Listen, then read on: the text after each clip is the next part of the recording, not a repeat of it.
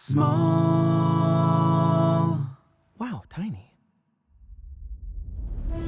You are currently listening to Tiny Table, where we explore TTRPGs you might not have heard of. Whether big or small, we hope to cover them all.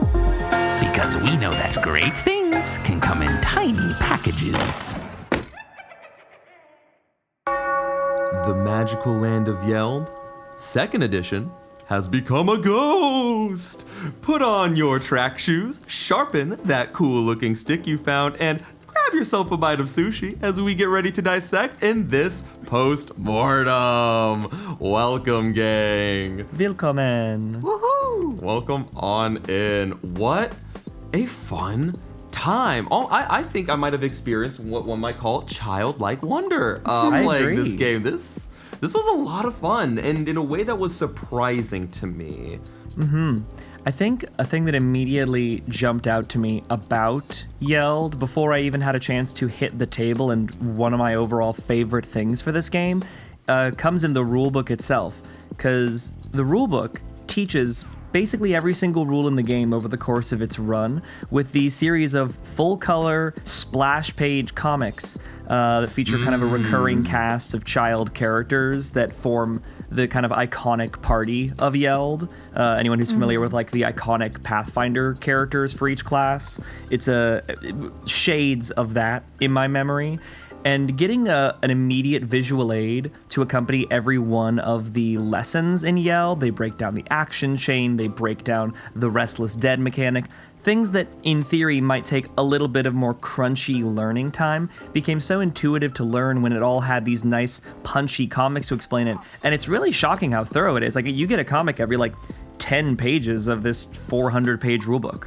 Yeah, I was gonna say, in regards to first impressions, Yeld kind of comes out the gate swinging. I was really impressed right away by the fact that they started so art forward in their approach, not only to their rules design and how they explain things, but also to how they implement the lore. The Yeld 2nd edition book comes with a full story that you get to follow alongside as you're learning the rules themselves, that follows a set of characters and their adventures through the world of Yeld as you're actively learning about it and how to navigate through the different mechanics. So not only are you getting mini comics explaining one-off rules, but you're also getting a larger narrative that spans the whole book. You could honestly buy it just to read the comic itself. There's actually an accompanying official Yeld Play podcast that you can listen to that follows the story of these core characters at acast.com/YeldPlay. So while we appreciate you listening to our short version of Yeld, if you want to experience the full story, the team of Yeld has their own actual play podcast as well. And with that being the case, I also want to say a little double shout out and thanks to the Yeld team for being willing to work and listen to our little podcast to be a part of this. Yeah, no, they were super sweet, and it was really wonderful working with them. And I was, not that I felt like I wouldn't like the game, I just was pleasantly surprised at just how much I liked the game. Yeah, it kind of goes in a different direction from a lot of other standard fantasy, at least in its theming, right? Because the focus is for it to be on kids, and a lot of the themes that it tackles, it does so in a way that's much more family friendly than, something like even Dungeons of Dragons, Pathfinder, and definitely more so than Call of Cthulhu or whatever. When you die, you become a ghost and then you go to a tavern. Even though that wasn't a thing we interacted with, it's a thing that keeps the vibe generally light, yet the circumstances still tenuous, as these are kids in trying times and dangerous circumstance. I think it does a really good job of kind of having its own approach to that question that we find ourselves running into a lot in modern RPG design, especially RPGs that take their inspirations from the dungeon game genre, is, the question of death, where more and more these days we're seeing a culture of play built around, oh, here's my Blorbo from my game, and I put a lot of love and a lot of care and a lot of effort into making this character, and I've thought about their backstory, I made a playlist for them, and that runs kind of counter to what we might see in a lot of mechanical support for games like this, where your dude's a guy who goes and hits 0 hit points and dies horribly, and it's like, I'm glad you made that Spotify playlist, but I guess you got to make another one now because your dude died. And so a lot of games, you'll see that this be addressed through like folk practice solutions of like, oh, take it easy on your players, and here's all these things the DM should bend over to do to accommodate for this mismatch between mechanics and culture we're seeing. And I like it in two ways. In the first way, it's kind of explicitly very video gamey in a way that feels fitting for the childlike interest of the setting. But two, it also allows you to make these kid characters, imbue them and invest in them a lot of care and love, and not just have a system where the inherent swinginess of a combat encounter, for example, could wind up with all that love and care just scuttled away.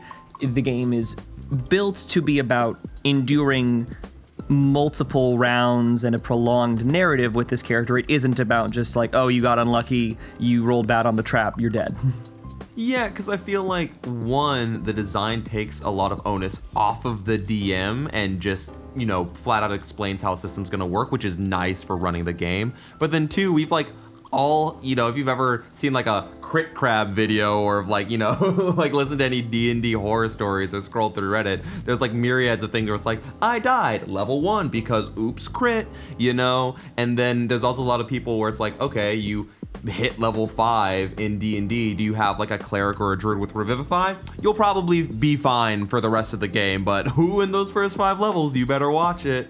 It kind of, takes the stress away, so that way you know immediately what you're getting into, which I think is good because a lot of people might go into other fantasy games with expectations of how deadly is this going to be, how deadly isn't it going to be, and this just kind of solves the problem flat, so you don't have to worry about that, and you can put the focus into the characters and to other aspects of the gameplay, which I think is nice.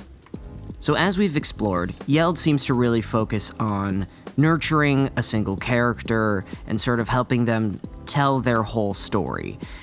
And speaking of whole stories, you really get a whole story. The adventure of Yeld in its core rulebook comes with a full, I would say at least year-long campaign pre-baked into it. It's almost like, we were talking about several times before RPGs that only are designed to tell one story, right? Where Yeld, I wouldn't necessarily... I feel like theoretically you could take the guts and dice mechanics and action chain and these sort of Yeld-specific mechanics and twist them to fit a different narrative. But what's cool and I think kind of great about Yeld is that that's not the point. It's not this is a system which you can create your own adventures. This is the system for Yeld to tell the story of Yeld, of children who get locked in the magical realm of Yeld, who have to find these mystic keys and defeat the evil Prince Dragul. I really like when a system is willing to stand by a narrative story and say, this is the story we're telling, actually. And a thing I think is so wonderful about that is the core rulebook contains this, it's like an 80-page long adventure, about a year's worth of content. It's kind of the iconic story of Yeld. It's you get locked, you need the 7 keys, evil Prince Dragul's lieutenants each have one of them. Here are 7 adventures and a conclusion, and you can approach them in whatever order. That segmentation, in turn, really works in harmony with a mechanic in Yeld that I adore, a mechanic that is too broad in scope for us to have explored during our play. Yeld explicitly says that you're supposed to rotate who DMs adventure over adventure, and not like year-long campaign over year-long campaign. I'm talking like every 2, 3, 4 sessions, it should change who's DMing in the group, and everyone should have a kid character ready to go. And from there, you all take turns, and you find a narrative reason for any given friend in the group to be gone for any given moment. But the fact that they give you this adventure that's so nicely segmented means the whole group could, kind of taking turns on DMing, run the whole adventure together, and everyone gets a chance to DM and everyone gets a chance to play. And even when you're outside of the context of the iconic included adventure, if you want to be running a story in Yeld but not this iconic Vampire Prince and his 7 lieutenants story in Yeld, the explicit format they give you for this rotating DM role is really lovely in its layout. It tells you like, okay, you're the DM. That means your next job is to ask the table, hey all, what do we want to do for the next adventure? They give you a small list of things like, I want to fight a crocodile, I want to find a sword, I want to explore a jungle. And they give you a little collection of things they want to do. It's your job then to find a way to link these things together. You craft it into a nice scene-by-scene little narrative, and then you all explore that together in tandem. As someone who's generally not a huge fan of the approach of adventures where it's like, here's scene 1 of the adventure, here's scene 2, I think that really falls apart on big scale stuff, right? If you're doing a campaign that's a year-long plus, looking at every 5th edition Wizards of the Coast module that's just like, I sure hope you all like being on rails for 2 years of your lives, I think that sucks. But if it's like 2 sessions, 3 sessions of play, yeah, give me a setup. It's like, hey, I want a thing where I can chop down a tree, run across a ravine, and fight a mummy. And it's like, I can put those 3 things together in an order. Yeah, which is great, because then you can make your adventure where you and your team go out to fight a sword-wielding samurai crocodile defending a temple out in the jungle with a mummy in it. And then suddenly you've got everything you need.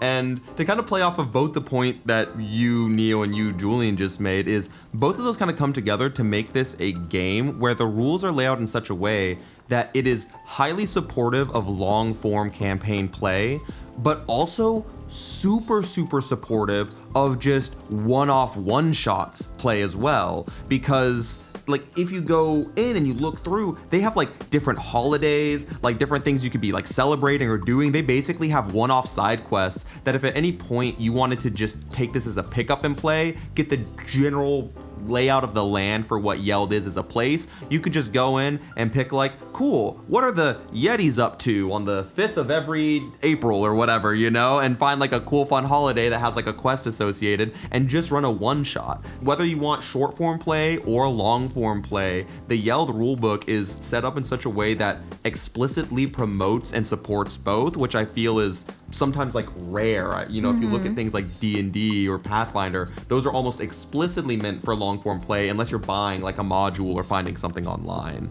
Oh yeah, super quick. If we want to talk about things that this game does that D&D fails to do, it gives you an actual monster creation formatting guide where the math is correct.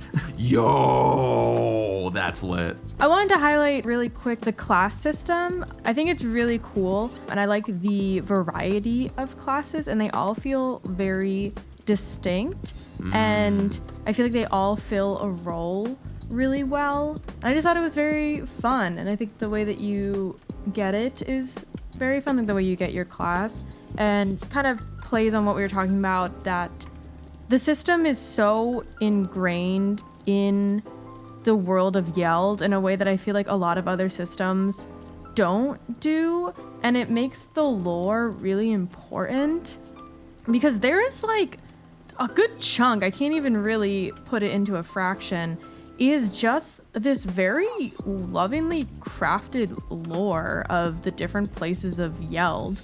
And it just shows a lot of interest in the world that they've built, that it makes you really interested in the world.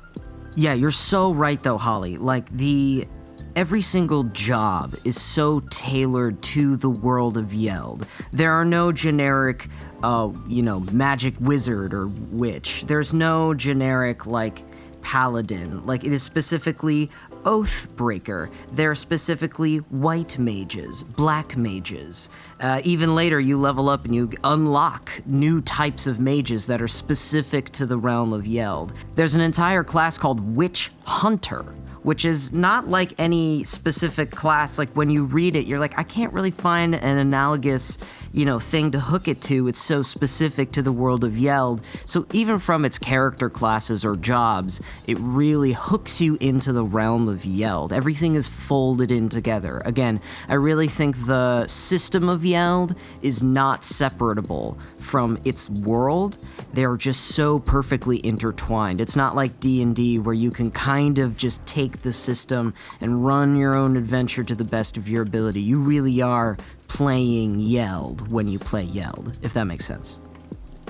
Yeah, absolutely. And to kind of further praise the class system, I got to play the Oathbreaker, and basically they're doing a thing that I will almost always praise in just about any game that I play, which is allowing me to penalize myself for a really strong benefit. All of the oaths make you have to sacrifice something in order to get like a really powerful bonus, like not being interrupted at all, or making it to where monsters can never roll more dice than you in a contest, both of which are just insane. But then they come at the cost of you cannot be healed or have spells cast on you by allies, or you cannot contribute to the attack chain at all. Little things like that allow them to put their own unique twist on every single class here, while also still having very classic inspirations. You know, you have the Final Fantasy like white mage, black mage, red mage. And I also like that they have a thing that I really liked in like 3.5 that's not really existed in games we played since, but like there are prestige classes where if you want to play the Boulder Knight, you got to go out on a specific quest that's kind of listed already in the book to, you know, obtain this magical new power that gives you a whole new subset just as deep and mechanically complex and interesting as all of the stuff they've already provided you for free right off the get-go. Really, really cool stuff. I gotta shout out my favorite one of the prestige classes, which is Tax Collector, where you just become a tax collector for the Kingdom of Yeld and you get tax magic. Not to be confused with the, it's like the Bounty Witch or the, what's it called? The Warrant Mage, who is a wizard who gets their magic focused on the ability of collecting the bounties on the heads of the wanted, which, like, Wow. those are such dope ideas. I love tax magic. I love warrant wizardry. So the ideas themselves are super evocative, and I think it's like some really brave design too, because like the things you mentioned, Sky, like the fundamental costs of those oaths, those are colossal, like big swings, right? Can never be healed by allies. You don't participate in one of the core mechanics of the action system. Like, they're not like little piddly, like, oh, you get this bonus, but you have a -1 to bleh. Like, it's really committed to taking big swings mechanically, and I think it hits a lot of the time with these big swings. I think a lot of that comes back to the core dice system is really satisfying. It's simple to understand. You're never adding anything to what you roll. You're just grabbing a number of d6s equal to the number you have going into this situation. You can have broad ones like you're strong and you're smart, and then more specific ones like, oh, I'm swimming, so I can have my swim dice.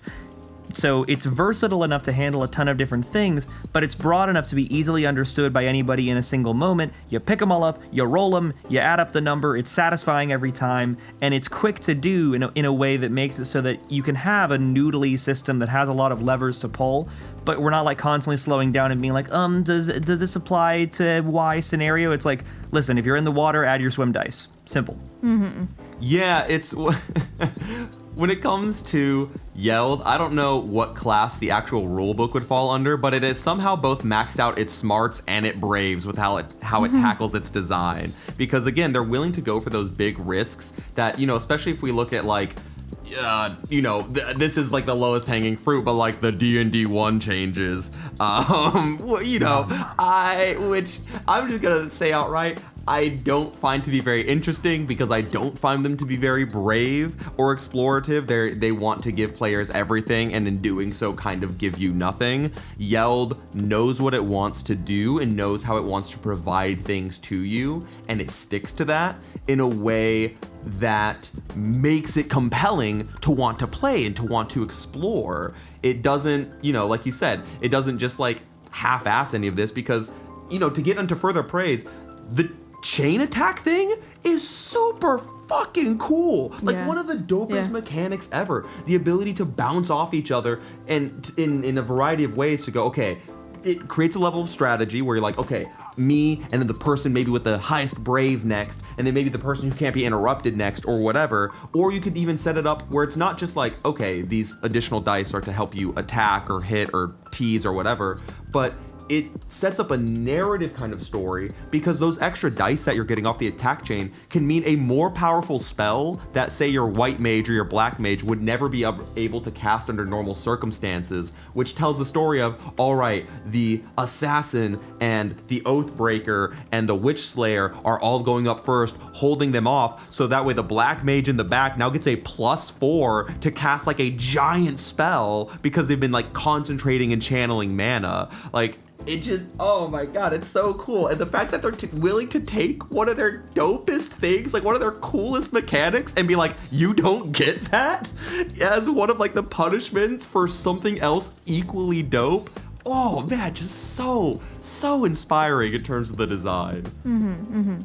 I mean, you've said this multiple times to me before, Skylar, but by the time you're getting to that big, final roll at the end of the action chain, it's like every die roll is fireball. You're throwing so many D6s into the pit, and it feels so satisfying. I remember in the adventure when we were fighting the dolly hook, and, Holly got to throw that massive pile of D6s and do 37 some odd damage.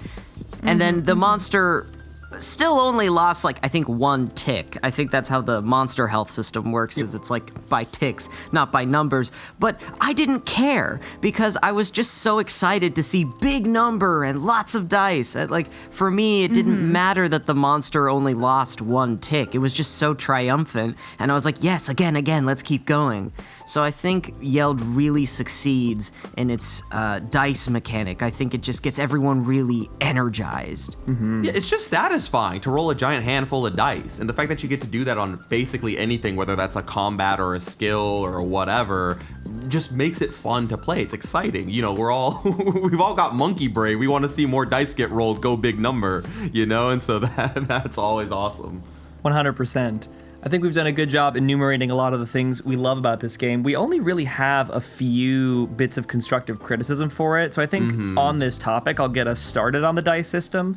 As fun and as cathartic as it is to get to those big hype moments where you're rolling a bunch of dice, I have questions. I don't even know if these are yet criticisms. I would need to play more and play more at rank 1. This adventure was an interesting one because we were playing a rank 0 into rank 1 adventure, and I think I identified partway through that the monster design was such and the challenge design was such that it was on the rank 0 numbers basically the whole way through. I kicked the dolly hook up to a rank 1 monster in between sessions 2 and 3 to get it ready for the fight, but even with that kick up, the dolly hook kind of just got completely smoked in a way where I'm curious about some of the implications of the action chain, in as much as anytime you have more people on a side of a turn-based RPG combat system, the side with more actions is always at an advantage. So the action chain is kind of the definition of a win more mechanic, where we outnumber you, so we're already winning. But that means our action chain can also grow bigger, so we're winning by even more than we were before. And I felt when I was running the dolly hook, I was like, man, this poor creature, it might have individually higher numbers than all these kids, but this thing's got no fucking chance. It's getting smoked. I think that's what the excuse me mechanic is sort of meant to offset, where monsters can interrupt the turn, but because the dolly hook was a solo monster and it did fail to execute its excuse me every time because their characters were just so dope and awesome, and just rolled better or something. So that might be there to exist, but it would be interesting to see what it would be like with longer play. Yeah, and even then, the excuse me system affects turn order, but having your action chain interrupted by a monster's turn doesn't break it. When your turn comes back after the monster, you'll still be on whatever in the chain you were. Oh, I see. Oh, really? So it's let me check the math on that specifically, because I'm pretty sure that the excuse me roll doesn't count as a failure to break the action chain. Let me check that.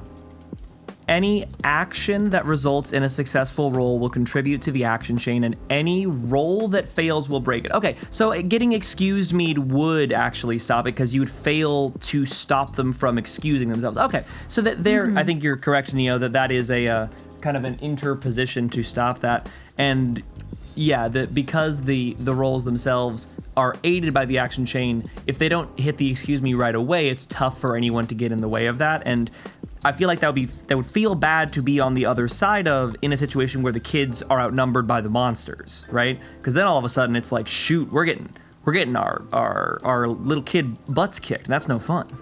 Yeah, I accidentally min-maxed for this adventure by having Insane Brave and the skills I picked.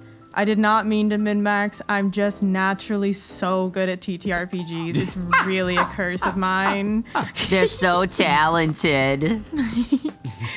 See, the thing is it definitely has that, like, in theory, potential to be really swingy, but there is, like, also innate counterplay, because there's the potential swinginess of the attack chain for either side, but there's also the excuse me function which interrupts that. And I also think that it's stated somewhat explicitly that there should never be more than 3 monsters in a combat on, like, a board, like, at least in early levels until you hit, like, rank 2 or 3, in which case it can go up to 5. And so the kids will kind of, in most cases, never really be outnumbered, so that, like, getting snowballed and stomped by, like, a giant group of monsters can't really happen from my understanding. It just seems like more monsters enter the fray if one falls.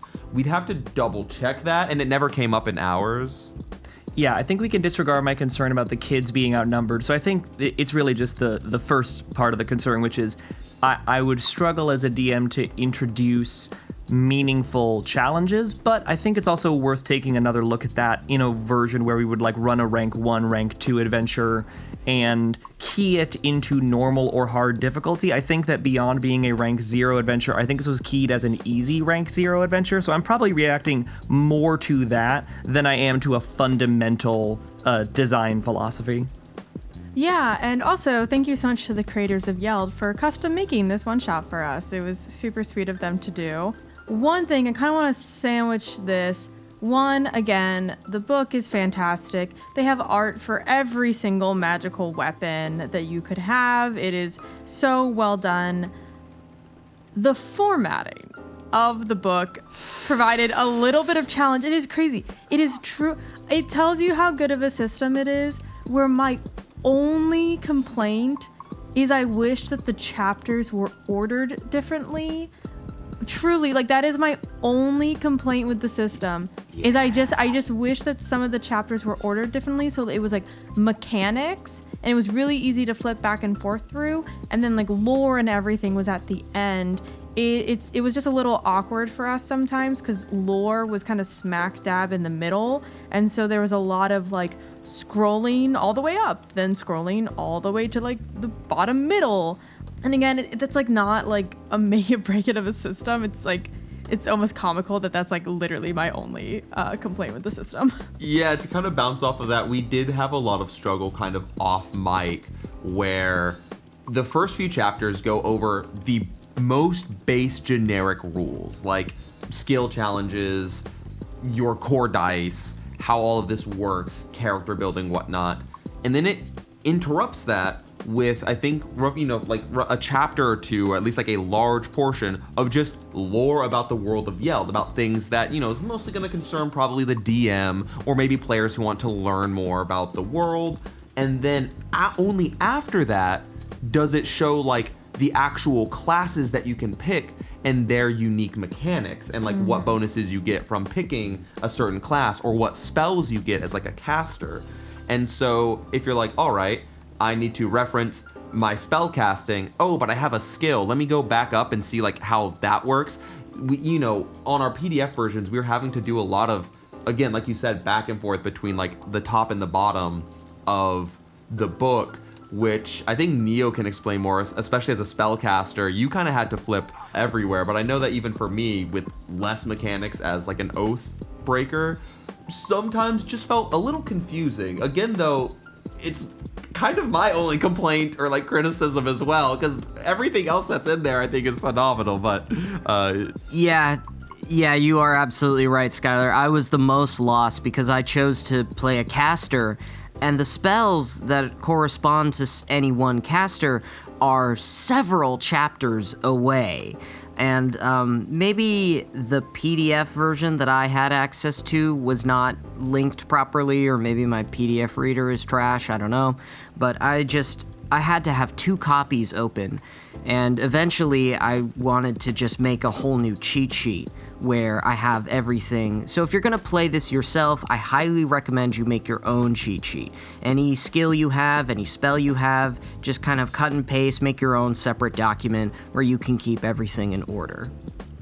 And if you're working off of like a PDF or a thing that is similarly editable, if you've got PDF tools, if you just take chapters 4, 5, and 6, which are the story guide, the world guide, and the world mechanics, and you just move those to be in between chapters 9 and 10, I think that one shift solves most of the formatting issues. It makes it so that all the mechanic stuff is in a row, and at that point, there'll still be some scrolling, but there's no real practical workaround to the fact that in a game with a long spell list, them spells gotta live somewhere. It's gonna be after the class list. That's kind of unavoidable, but you get halfway through character creation, then there's about 60 pages of world stuff, and then you can do the other half of character creation, and thereby your character skills that you'll want to reference during play are bisected by this is the like formatting foible I would say there exists in the book. So I would just put it in between like the tables chapter and the GM guide chapter, and that would solve like my formatting qualm. I would also like to make a motion to move the character skills or the special skills you can have, like swimming or cooking or smelling magic, to be listed closer to the character creation up front. Because when we were originally picking those skills, I had to scroll around a lot, and then when I was later referencing those skills to add dice, there are a lot of them, and some of them create conditions, and I had to like go back and try to reference stuff, and I got a little bit lost, hence my desire for a cheat sheet. That's also another thing too, is that there are a lot of skills, and they are necessary because they increase the amount of dice you can throw in any circumstance, so there is kind of a desire to get them or choose the best ones. Are kind of like feats in that way, where because they're so specific, they're a little bit bloated and there's a lot of them. But I don't know, maybe in long-term play this becomes easier to track, or they become more useful in different ways. But at least up front, it was a lot of crunch to keep track of, which is not a bad thing at all. Just I think it was surprising because the system looks so easy and approachable that I think I was shocked by its complexity, even with something like skills.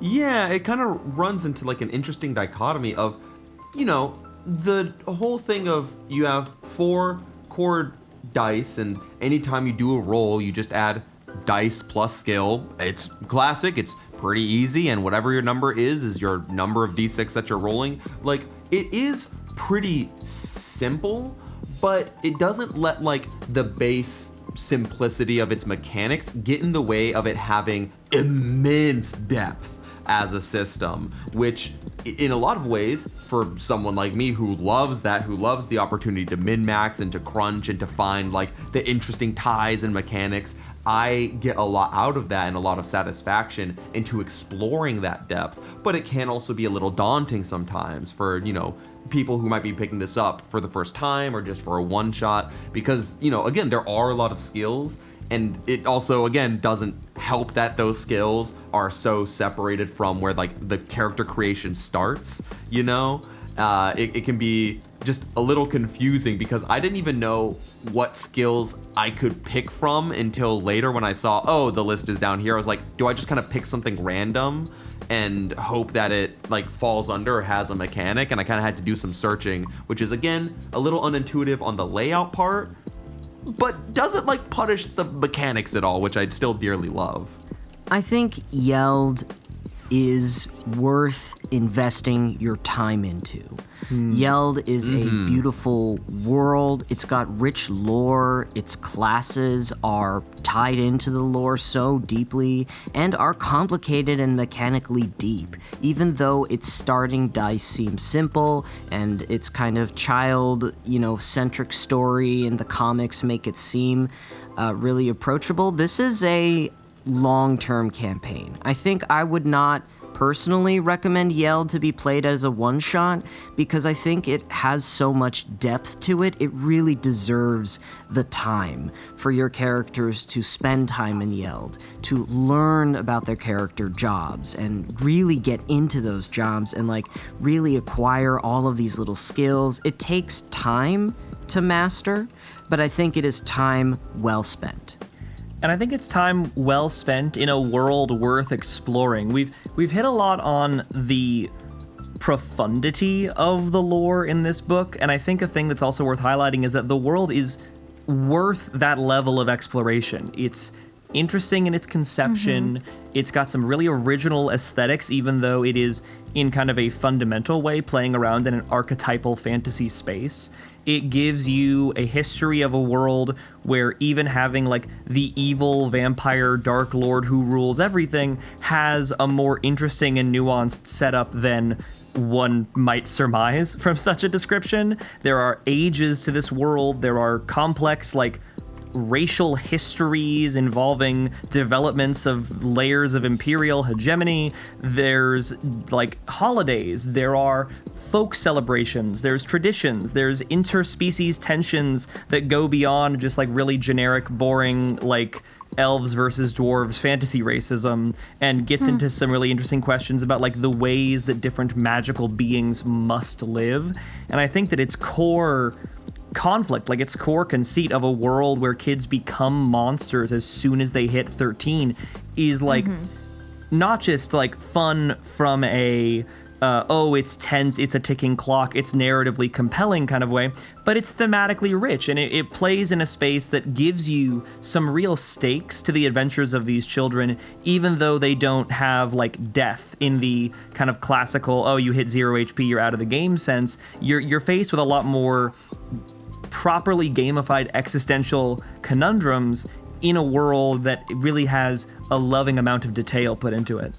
Yeah, I feel like sometimes with other TRPGs of this genre, when they try to get into the lore, it feels like reading a history book, where reading Yeld's lore feels like reading a child time bedtime story. Like, it's so innately whimsical and presents itself in a way that, compared to other things that operate in a similar genre or in like a similar market, I didn't find myself bored with, which for me, as someone who doesn't really like to read all that much to begin with, is incredibly high praise. And before we continue on, I do just want to give a couple of quick shout outs to some other things that I really like about this system, even though they're not super fully related. One thing that I do have to give a big shout out to is just how they run the initiative system. I like the fact that whoever just straight up acts first, who says, I want to attack, I want to cast a spell, I charge. I think that is a fucking fantastic way, because it promotes action on the account of the players, and it also kind of laughs in the face of a very generic fantasy trope is where, you know, the big bad evil villain, in this case the Dracula vampire man, comes up and he's like, foolish children, how dare you enter my domicile? You do not know the works and years I have toiled to build my empire. And then one of them just goes, I'm gonna smack this dude in the face. And you can just interrupt his monologue right there, get into combat, and guess who gets to act first? Not the vampire. And it's so harmonious because that's what a kid would do in that situation, right? Like, they're not waiting for some nuanced thing. They're like, I fucking hate this guy. I'm gonna hit him with my big stick. Yeah, he's a butthead. Get him out of here. I'm trying to go back home so my friend isn't a monster anymore or whatever.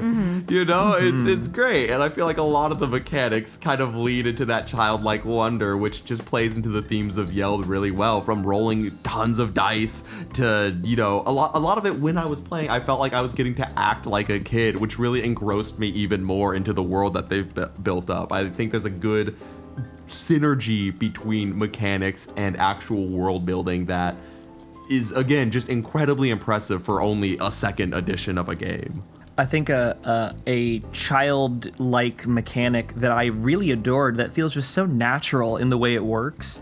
And again, it kind of laughs in the face of those, like that simulationist model of dungeon game, is like, gear from monsters, you can just get it, and it just works right away, and it gives you a cool thing the monster could do. You beat the broccolobsters, and you could immediately just... No special tools, no like roll to do blah blah blah, like, oh, come back later and you'll need to cure the hide. It's like, no, this world kind of works on video game logic. You beat the broccoli lobsters so you can loot their carapaces and put them on, and then you can roll like a broccoli lobster. And it's awesome because it makes every fight with a monster into a thing where you're paying attention to the cool things the monster can do, and you're already getting excited, like, oh, when I beat this monster, I get to take that and I get to wear it, and then I can do the cool thing. And, there's only 4 gear slots. You get like a head, chest, arms, legs type gear slot or whatever it is. And so you're never going to get some massive bloating of abilities, but it gives you this really fun active curve where you're probably going to be really consistently changing what you're equipping, and you can just do it right away. And as soon, even in the context of a nice, short, punchy 3-hour adventure, we have the kids change gear, change outfits, and use the new gear to help them, all within a single 3-hour arc, and it would happen again and again and again in subsequent arcs. And I think that having the monsters and the heroes be kind of designed on the same axiom in that way, and of both use gear in the same model, leads to some really fun moments.